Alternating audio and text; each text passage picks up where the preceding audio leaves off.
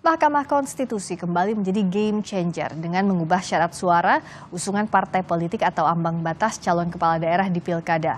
Mulai dari 6,5% dari daftar pemilih tetap hingga yang tertinggi 10% dari DPT. Apa dampaknya ke tahapan Pilkada yang sedang berlangsung? Kami bahas bersama Said Salahuddin, Ketua Tim Kuasa Hukum Partai Buruh sebagai pemohon. Bergabung juga Ferry Amsari, peneliti Pusat Studi Politik Hukum Kepemiluan dan Demokrasi atau POSDEM. Selamat malam. Bang Ferry, juga Bang Said. Selamat malam. Malam.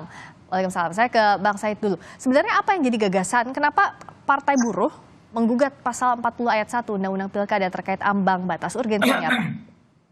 Ya, pertama kami sebetulnya risau ya, lebih tepatnya risih begitu, dengan konstelasi di bawah. Ini kita bicara Pilkada se-Indonesia gitu ya. Kami di Partai Buruh sudah melihat setelah pasca hasil Pilkada putusan MK, Pileg itu hasil putusan MK sudah keluar semua, lalu mulai terjadi upaya-upaya untuk memborong partai oleh paslon tertentu begitu ya. Nah, ini tentu bertentangan dengan prinsip-prinsip Partai Buruh yang mengedepankan cita demokrasi. Nah, kami nggak ingin pilkada itu justru menjauhkan kita dari tujuan besar untuk membangun demokrasi yang sehat. Nah, oleh sebab itu, dalam rangka itu maka kami melihat ada potensi untuk ada kerugian konstitusional yang kami alami ketika kebetulan kami tidak punya kursi di sejumlah daerah. Nah, itu menjadi tidak adil jika dibandingkan dengan parpol yang punya kursi. Oke, Bang Said, kalau sekarang kan sudah dikabulkan untuk yang tidak ada kursi berkemungkinan untuk maju. Nah, apakah ini akan mengubah peta politik Partai Buruh? Apa yang akan dilakukan setelah ini langkahnya? Ya, saya kira bukan cuma Partai Buruh ya, banyak partai-partai lain juga tentu saya kira akan menyikapi putusan MK ini dengan strategi baru gitu. Karena kan dengan ruang ini maka paslon atau calon-calon yang kemarin barangkali potensial diminati oleh masyarakat karena nggak dapat tiket, dia batal melaju. Tapi dengan kesempatan yang sekarang syaratnya menjadi lebih rendah, thresholdnya, maka jadi saja ada partai yang kemudian berminat untuk mengusung si paslon tersebut. Dampaknya adalah calon-calon yang muncul di pilkada itu jumlahnya bisa lebih dari aturan sebelumnya. Nah, jumlah yang lebih ini membuat masyarakat mempunyai pilihan-pilihan alternatif. Dan memang seyogianya demokrasi seperti itu. Oke, nah dengan adanya pilihan alternatif, dipaksa-paksa memilih kota kosong itu bodoh sekali. ini kan tadi dikatakan bahwa akan ada pilihan alternatif. Kalau Bang Ferry lihatnya, apakah ini jadi kabar baik? Tapi kan tahapannya pendaftarannya kurang lebih satu pekan lagi. Apakah ini akan efektif? Dan apakah ini jadi kabar baik? Ya, ini kabar baik luar biasa ya, karena Kenapa? belakangan kita ketahui bahwa ada pembajakan partai politik, ada partai yang disandera sedemikian rupa meskipun punya kursi di DPRD, bahkan angkanya cukup signifikan, katakanlah PDIP 14%, tapi bisa terancam mencalonkan. Itu kan penyanderaan ya, karena koalisi dan lain-lain. Ada juga ruang calon yang preferensi politiknya cukup tinggi tapi malah tidak bisa mendapatkan perahu untuk melaju di pilkada.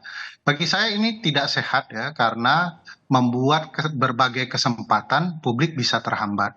Kita sebagai pemilih saja akan kesulitan membangun alternatif pilihan karena tidak ada, semua dipaksa. Apalagi kalau calon tunggal melawan kota kosong. Bagaimana mungkin kita dipaksa memilih sesuatu yang bukan sesuatu yang menjadi alternatif pilihan kita? Terlalu sedikit gitu ya calon-calon yang muncul. Ada yang mengatakan bahwa ini calon banyak, pertanyaan malah sebaliknya malah harus dilontarkan. Ada apa salahnya dengan calon yang banyak? Bukankah kita negara berbineka, Jakarta dengan berbagai kultural masyarakatnya, daerah-daerah lain dengan berbagai keanekaragamannya. Mereka butuh calon-calon yang berbeda, bervariasi begitu ya.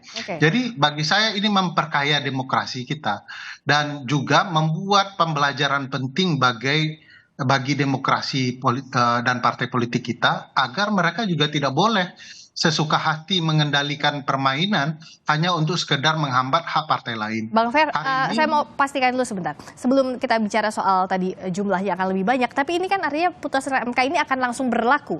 Artinya setelah ya, diputuskan ini langsung berlaku ya Bang Fer?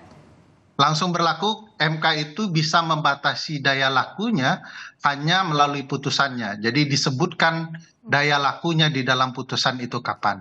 Untuk konteks ini tidak disampaikan daya lakunya akan diundur. Artinya dengan sendirinya putusan itu bersifat berlaku seketika setelah dibacakan, inkrah dan final begitu ya. Mestinya mengikat kita semua dan bisa diterapkan sesegera mungkin. Tanpa ada PKPU pun, saya ingin membantah jubirnya Pak Anies ya, tanpa ada PKPU pun putusan MK itu tetap berlaku dan bisa digunakan. Kenapa? Padahal kan Kalau butuh aturan teknisnya Bang. Ya, karena kalau kita ingat dulu MK sudah menyampaikan dalam putusan di dalam sengketa Pilpres bahwa putusan MK itu berlaku tanpa harus ada PKPU. Jadi kalaupun tentu saja kalau KPU kemudian memperbaiki PKPU-nya sebagai aturan teknis tidak ada masalah, karena harus diingat putusan 60 ini itu lengkap tuh, disebut detail itu ya. Semua aturan yang perlu kemudian tinggal di copy paste oleh penyelenggara pemilu, jadi tidak akan merepotkan. Bagi saya dalam 1-2 jam KPU sudah bisa membentuk PKPU-nya menyesuaikan dengan aturan MK, dan MK sudah memberikan peringatan kalau penyelenggara melanggar putusan MK ini akan ada konsekuensinya. Dan itu bagusnya putusan ini detail, rapi, menjelaskan berbagai hak dan kepentingan, sehingga memang harus diberlakukan saat ini agar hak partai buruh misalnya, agar hak partai lain juga betul-betul bisa diterapkan dan dilaksanakan, dan mereka tidak sekedar pemain yang asal lewat. Kan kesannya teman-teman partai buruh yang sudah dipilih, partai-partai lain yang sudah dipilih mentang-mentang tidak ada di parlemen, mereka seolah-olah kehilangan hak suara pemilihnya. Padahal ini pemilih yang sudah punya hak suara yang digunakan dalam pileg kemarin. Mestinya mereka juga diberikan kesempatan untuk menentukan calon siapa kepala daerah yang mereka akan perjuangkan sama-sama di pilkada nanti. Nah, soal calon ini apakah Partai Buruh sudah punya calonnya untuk di pilkada terdekat, pilkada Jakarta saja misalnya? Apakah akan punya calon lainnya untuk melawan yang sudah ada, meskipun itu ada borongan partai? Ya, di pilkada di DKI Jakarta, parpol non-seat itu tertinggi Partai Buruh yang non-seat ya.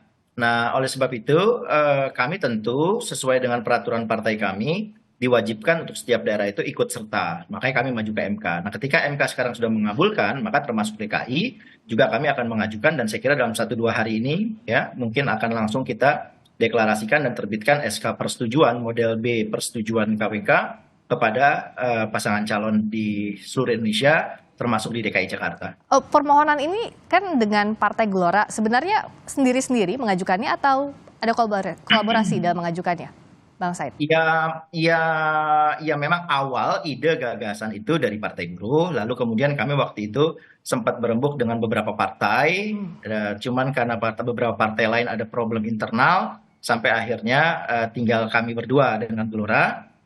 Dan kebetulan saya sebagai ketua tim kuasa hukumnya, jadi secara normatif ini memang permohonan yang diajukan oleh Partai Buruh bersama Partai Gelora. Dan poin permohonannya sama ya? Nomor permohonannya ya, pun sama? Ini satu perkara, jadi pemohonnya ada Partai Buruh dan Partai Gelora. Nah, mungkin dengan adanya putusan ini, dengan kebekuan di sejumlah daerah misalnya kayak Jakarta gitu ya, kami yang akan memecah kebekuan itu. Kalau nggak ada yang berani mendukung salah satu pasangan, ya sudahlah, mungkin besok kami bisa deklarasi. Namanya siapa kalau yang sudah digodok dari buruh? Ya, saya kira yang masyarakat butuhkan di Jakarta, beberapa nama ya, antara lain yang menguat seperti Pak Anies itu juga masuk dalam perhitungan kita. Gitu. Oke, selain Pak Anies? Kalau di dalam penjaringan memang ada 8 nama. Kan penjaringan itu namanya menjaring kan, mau ikan kakap, mau sendal jepit kan masuk dulu tuh. Tapi paling kuat kayaknya Pak Anies yang disebut tadi pertama langsung sama Bang Said. Iya, karena memang dari DKI ya itu aspirasinya, kami kan menyerahkan kepada Exco, kami menyebutnya Exco, Dewan Pimpinan di tingkat provinsi itu memang kecenderungannya kepada beliau ya. Tentu saya tidak mau mendahului keputusan partai, tetapi memang arahnya, memang arah anginnya ke beliau. Bang Ferry melihatnya karena ini langsung berlaku, kalaupun belum ada, kalau deklarasi koalisi kan sudah ada dari partai politik, gabungan besar partai politik Kim Plus. Tapi kalaupun belum didaftarkan ke KPU, apakah masih ada kemungkinan bahwa masih bisa pecah juga parpol-parpol yang sudah deklarasi itu, Bang Fer, kalau lihat dari aturan ini?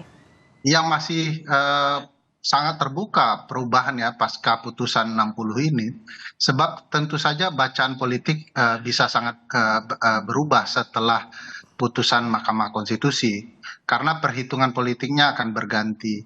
Itu sebabnya respon salah satunya Partai Golkar adalah mempertimbangkan ulang untuk apa yang akan mereka lakukan di pilkada ini. Dan saya pikir semua harus berhitung secara matematika ya, algoritma politiknya juga akan dihitung dengan baik oleh partai politik, dan kehati-hatian memang dibutuhkan karena ini peluang berubah, kesempatan berubah, hak berganti, dan tentu akan sangat dipertimbangkan.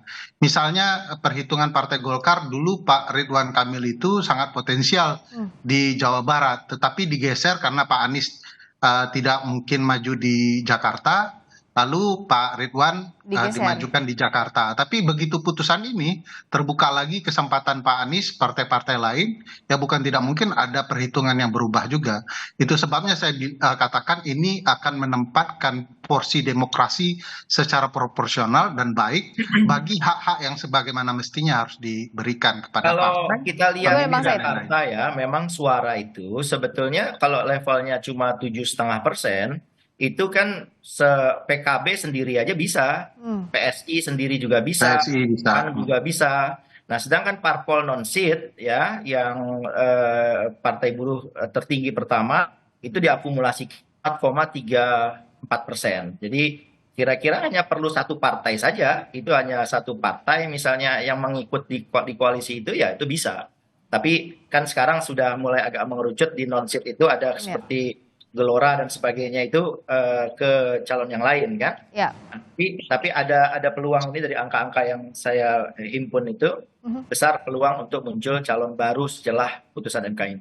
Nah, tapi dengan banyaknya calon, Bang Ferry, kalau kita tanyakan lagi, apakah kuantitas ini juga selain menjamin hak akan sebanding dengan kualitasnya? Jadi bukan hanya banyak saja, kuantitasnya saja, tapi kualitas calonnya ini bagaimana menurut Anda? Jadi saya yakin teman-teman partai politik itu tidak berhitung dalam angka yang kosong ya.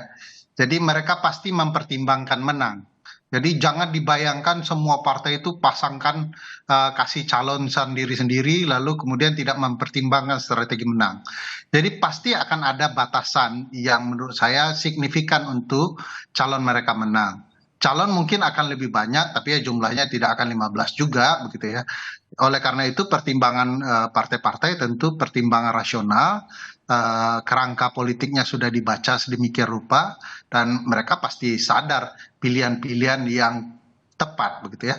Misalnya tadi Partai Hanura sudah menyebutkan nama calonnya, tentu ada pertimbangannya kenapa. Oke, Bang Ferry, kalau untuk pertimbangannya kenapa, kita akan bahas lagi usai kumandang azan maghrib bagi wilayah DKI Jakarta dan sekitarnya.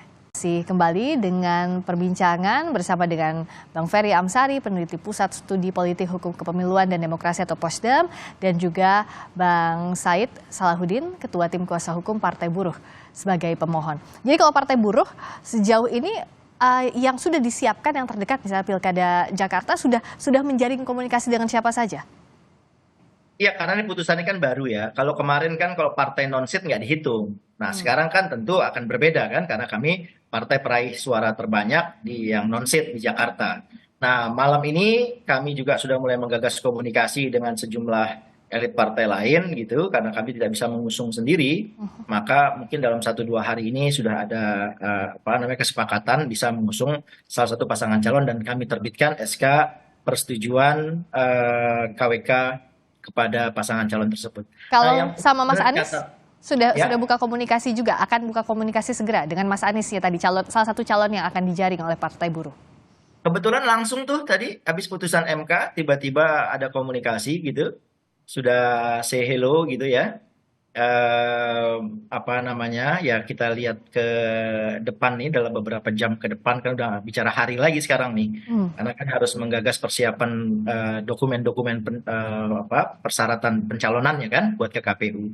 Dan yang perlu menjadi satu perhatian kita begini, dua parpol non seat itu dengan putusan MK ini bisa dibayangkan Mbak, Biak Numfor itu 24,89% akumulasi parpol non seat, hanya perlu 0,11%, 0,1 dia sudah bisa mengusung sendiri yang non seat. Jadi saya kira tidak fair juga kalau kita bicara putusan MK ini hanya pada kasus DKI sebagai sampel, oke, tetapi kita harus melihat kepada iklim demokrasi secara menyeluruh di Indonesia. Nah, kami punya catatan-catatan di mana memang menjadi tidak fair. Oleh sebab itu, dengan parpol-parpol yang non seat yang suaranya juga cukup signifikan, itu saya kira bisa memberi peluang untuk munculnya calon-calon baru. Demokrasi bagi partai buruh hal yang harus diperjuangkan sedemikian rupa agar tidak lagi dibajak seperti di masa lalu. Nah, kalau dari Bang Ferry, menyambung yang tadi, pertimbangan pasca putusan ini dengan semakin banyaknya calon, apakah setara dengan kualitasnya, termasuk juga apakah ini bisa akan menghilangkan potensi kota kosong di masing-masing daerah? Ya, di berbagai negara maju sekalipun, calon dengan jumlah yang cukup banyak itu tidak merusak kualitas demokrasi ya. Pemilu presiden Amerika saja, calon presidennya banyak sekali ya. Apalagi pemilu yang berkaitan dengan kepala daerah. Jadi tidak selalu berkaitannya jumlah calon itu dengan kualitas demokrasinya. Malah itu menandakan demokrasi. Orang punya kemerdekaan mencalonkan dan calonnya punya hak yang setara untuk berpartisipasi dalam penyelenggaraan pemerintahan. Kalau calon yang dibatasi itu baru yang merusak demokrasi dan kualitas demokrasi kita, karena esensinya itu akan mudah dipermainkan dan negosiasi politiknya hanya akan terletak pada pihak yang memiliki jumlah kursi terbanyak yang partainya dominan. Jadi ini malah membuka keran demokrasi jauh-jauh lebih baik. Ada game changer rules yang baru diterbitkan. Kita akan lihat bagaimana peta politik di masing-masing daerah, terutama provinsi, daerah-daerah yang jadi sorotan, di antaranya DKI Jakarta dalam waktu dekat ini. Dalam waktu tidak banyak, 1 pekan lagi kurang lebih pendaftaran akan dimulai. Terima kasih Bang Said Salahuddin, Ketua Tim Kuasa Hukum Partai Buruh sebagai pemohon. Terima kasih juga Bang Ferry Amsari, peneliti Pusat Studi Politik, Hukum Kepemiluan dan Demokrasi, Posdem.